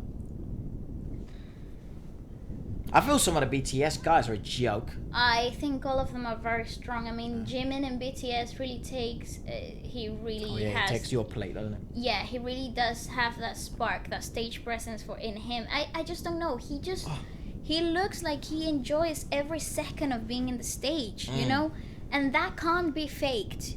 That can't be faked, and that's. I love that straight away. That's why I look at him straight away, because you can see the fulfillment. Like, it's like he always wanted to be there, and then it's finally coming true.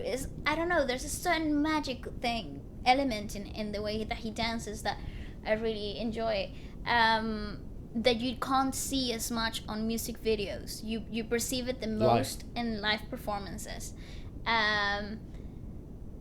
Kai takes my breath away every single time. And again, he hasn't got like the cleanest technique, but he got enough knowledge in many different styles of dancing, and they come together in a certain way. Yeah. And I love that versatility in the way that he dances. It's like in mixed martial arts, you may not be like if you know, you might have great wrestling, but you're not gonna be able to beat the greatest wrestler. That he is just a wrestler. Yeah, exactly. Because the purest of wrestlers. Because he has amazing, like he's got a core of ballet technique, but you can also see the contemporary elements in his movements, and then you see complexity from jazz training, and then but he's the strongest in hip hop, and all of those elements come together to give you great quality, right? And I love that hybrid element, which makes him so unique, and there's not a lot like him. Right. Because, I don't know, he kind of mastered the blending process, you know? He made one style out of everything that he's learned. I like Taeyang. Yes. The way, because I feel like he'll be my definition of drip. Like the way he acts. Same as G-Dragon. G-Dragon for me is like a fashion icon. When I think of like who would do things that no one else did and now they're doing it because of him, I think G-Dragon. I think he's a natural performer. G-Dragon is a natural performer. You don't need much in order to enjoy a performance from him. I also like his solo stuff a lot, man. Yeah, you can have a blank background. A few we've watched. Literally, it's the simplest lighting, and he could be wearing all black. And it will still shine. And he would give you an amazing performance, and that comes from that natural, like the second skin effect, you know. And I adore that. But who else do I like? It's hard. It's hard. There's so many. I've seen so many, and for so many reasons. You liked her a lot. HWASA. Oh yes. Hyuna. Yeah. She just released a song and we just watched it. So. Her latest. She's a world-class dancer. Beautiful. Again, I think she's got beautiful technique as well. It's hard to just choose through this. I can't. This can keep on going. The more I learn, the more I want to keep adding to the list. There's so much. And as I know, a lot of you want to know like what our taste of music is from the Western world. That one's a little easier for me because I've consumed so much of it, and it's more also then about like what resonates more with me and my experiences, my love life, my career life, all that stuff. And like number one, it's probably BRYSON TILLER. Expected. Yeah, I think everyone. I mean, I'm an R&B guy, so I like R&B a lot. That was weird. Why didn't it sound? I like R&B a lot, and I like R&B a lot, and So yeah, Bryson Tiller's your number Bryson one. Tiller is number one, probably. I mean, no particular order, but frequency probably Bryson Tiller, Chris Brown, Oh, definitely, I'm so over it. like everything. New It's Chris so Brown, overplayed though. old Chris Brown. Oh my god, I got shivers. Old Chris Brown, mid Chris Brown. All the Chris Browns. Dude, and that guy releases so much music. That type of work ethic, it's admirable. Yeah. Say whatever you want to say about him. I That agree. type of work ethic and what he represents, the way he's changed the game, crazy. Mm-hmm. I'm actually a big fan. Specific girls turned me into a big fan of Justin Bieber when Justin Bieber wasn't really the guy that guys used to like. You know what I mean? Yes. Like now he's way more accessible for Everybody. everyone. Mm-hmm. But he got to the point, like those years where he was singing Full and Yellow Raincoat. Even I used to make fun of him. Yeah, I didn't like that Justin Bieber then. It's sort of like when you start hanging around, like say you like a girl, and then she starts listening to that stuff, and you're like a little young boy and you want to impress and all that stuff like that. So, but I actually became a fan because I liked some of his music, as whatever you want to say it was. Who else? Tory Lanez, been a huge fan of Tory Lanez since Ever since the beginning, before Dude. he even was anything. a name. Yeah. Yeah, I remember that.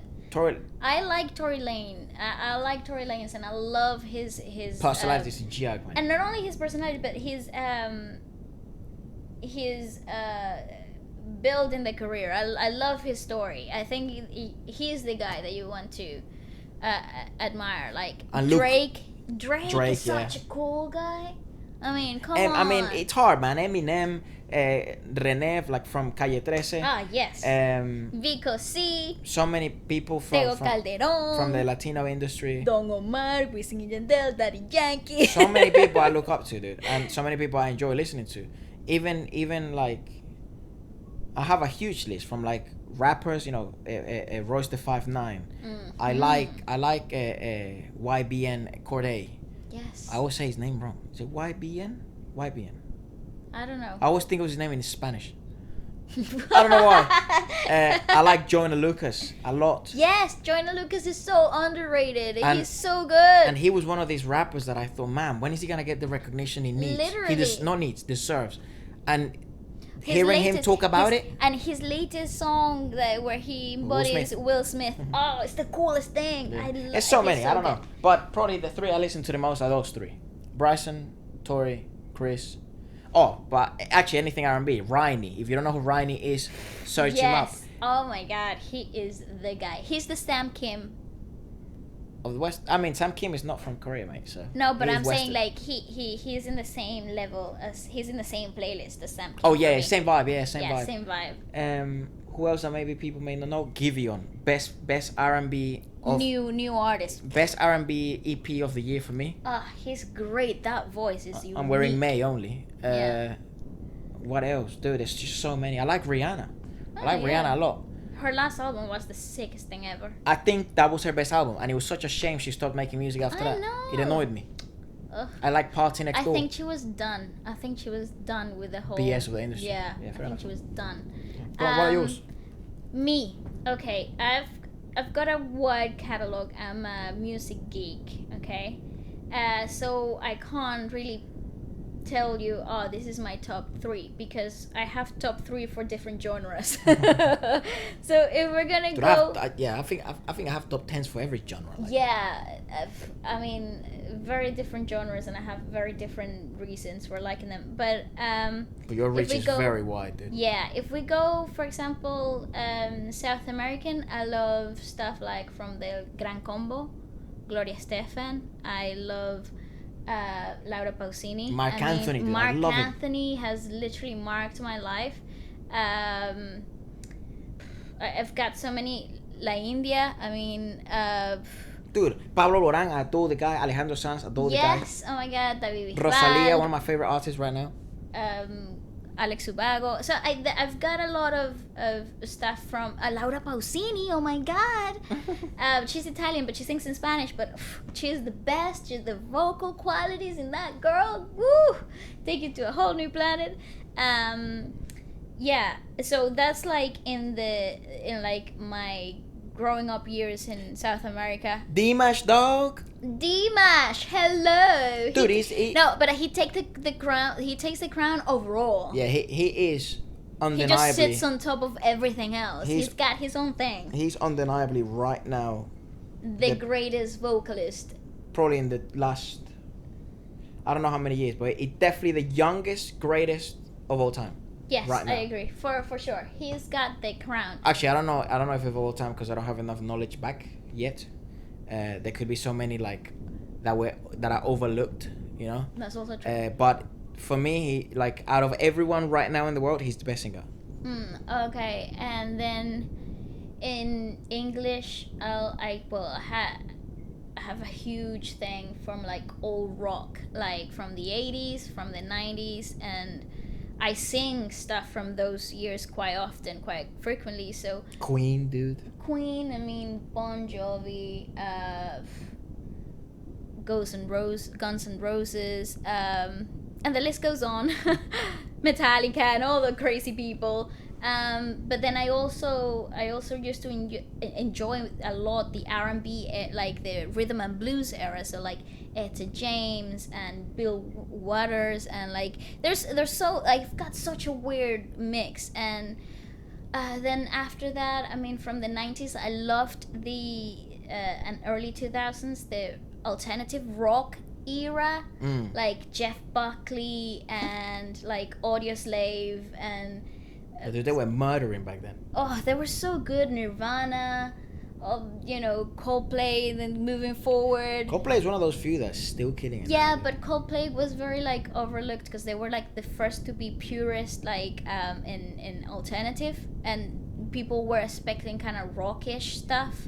They were a bit too mellow for the audience. They're a good example of longevity. Yes. Rather than adaptability. I think they adapted really well to the years moving forward. Let's see. I love early Maroon 5. I like him overall, actually. No, I really think they had something really special in the early years. Then if you move out to like more recent music, and I'm like obsessed with anything alternative, like Aurora. I love her. I love stuff from Bruno Major. Oh, Aurora. Yeah, right. Her vocals are insane and nobody can tell me otherwise. I mean, I love James Blake. I've got so many. I could yeah, it's hard. It's very hard for you. We'll be here all day, mate. Yeah, I've got a lot, and right now I'm really into the alternative singer-songwriter, like jazzy with Tom Minch and his latest album, What Is Music? It's like oh my god, so great. But yeah, I'm a bit of a music nerd when it comes to that. Yeah. Oh, and we didn't even get to like the good old musicals and like writers from musicals. And that's all right. That one's fine. I think one list I could probably live without knowing is the musical one. Well, I had to learn to love it, Yeah. and then I realized that how great like musical is, like the greatest music came from those Here's people. mine. High School Musical 1, 2, and 3. Brilliant. Did not like camp rock. No, Fight that's me. so bad. Yeah, I did not like it. I actually think High School Musical is pretty bad too. I But it's entertaining. And I have not. It served its purpose. And I have actually, I'm talking out of my bottom because I absolutely loved Camp Rock 2 with Nick Jonas. When I was a kid, I used to I memorized the song. I know, I used to hate it. Quesadillas, I don't know, something about quesadillas. Yeah, and I like the Jonas Brothers. I have nothing against it. I like Demi Lovato. I just thought Camp Rock 1 was trash. Oh yeah, that acting It was. though. We tried to watch it again. It's trash. It was horrendous. Oh. Let us know what your favorite Western artists are, and then what your K-pop favorite artists are, and then. As an idea I thought for one of the Feature Fridays is maybe do a special of only collaborations of Western and K-pop. Oh, that sounds hardcore. It will be hard to find out because not many, like for example Dua Lipa, we've done that one, so we can't do that one again with BLACKPINK. Yes. Maybe we'll add it again, just a different performance. But yeah, let us know like if you'd like that idea and also what your favorite artists are. And that's been the Q&A. I mean, we have a few questions left, but... Like, how old are you? Ah, that's fast. I'm 21. You're 21. Yeah, and my birthday is on June, 17th of June. So he's a Gemini. I am 25 years old. I'm 25. And I was born in March. And I'm an Aries. Yeah. What day of March? 28th. See, I had to ask that because I actually don't know. 28th of March. I thought it was the 24th. I know, you always keep changing. And you don't even know what year I was born in for like forever. You were born in 93. See? What? 4. No, dude. 5. Because you're 25. Yeah, weird. Yeah. Okay, what? Well, you know that. I know You know that. it's gotta be like 98, yeah. It's not like you that you don't know anything about me. I struggle remembering stuff. Yeah, you struggle. Actually, I don't. I did really well in school. And that's basically a memory test, wasn't it? Well, I think you did really well because it was under pressure. Things that you don't think they're relevant, you don't remember. Yes. Like names, dates, people. You think those very high pressure situations, but you sort of give everyone. But random no, names. Efra just thinks of people. People, I mean, you used to call everybody, any girl that ever walked into your life, Rachel. It's like, she's not a Rachel. It's like, she looks like a Rachel. She could be a Rachel. So mean. It's not out of meanness. It's just. Just your brain doesn't work. Can't remember. Your name is Catherine. Okay. Yeah. Dude, you know how many first dates has happened on? I don't want to know. It's never impacted the outcome of a date. Like if it was gonna go bad, it was gonna go bad anyways. It was gonna if it went well, it went well. You know what I mean? And people will always remember you for the Rachel guy. Nah, I don't know. Maybe, yeah. In parties, yes. Yes, I just don't. It became know. a meme in my Rachel friend group. 1, Rachel 2, Rachel 3. Well, No, Rachel. No, that's just mean. I'd be like, oh, what's up, Rachel? Maria, Rachel. Catherine. What's up, the Georgia? You know?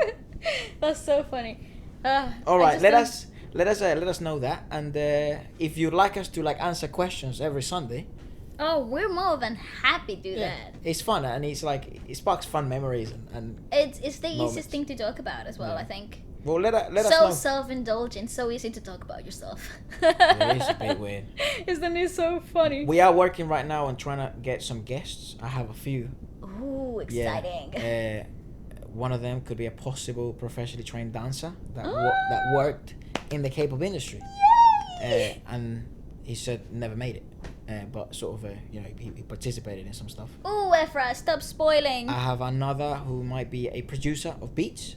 And he is actually, I'm not gonna spoil it. No, stop spoiling it. I was gonna say he's from, but No, anyways, stop spoiling so it. keep tuned. Like I love talking to people. I would remember their names.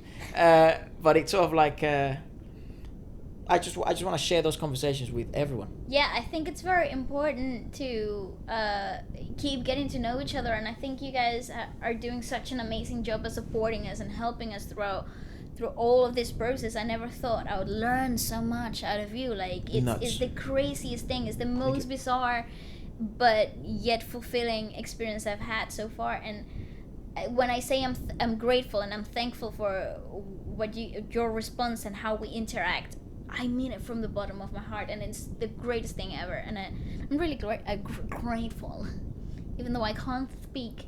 No. Is the coolest thing that has happened in the past few years, and I really appreciate it. So thank you so much. Thank you so much. I think that's a great way to finish it there. Yeah. Cool. See you next when? Sunday. Next Sunday. I mean Monday because of extra. Peace. Bye bye.